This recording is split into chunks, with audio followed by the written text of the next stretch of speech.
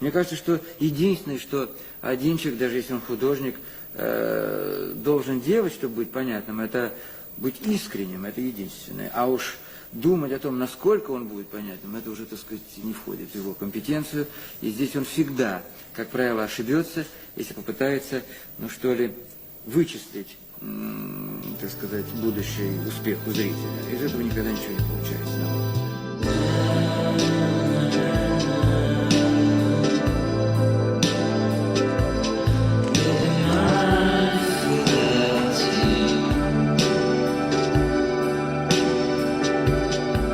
Все мое здесь, понимаете?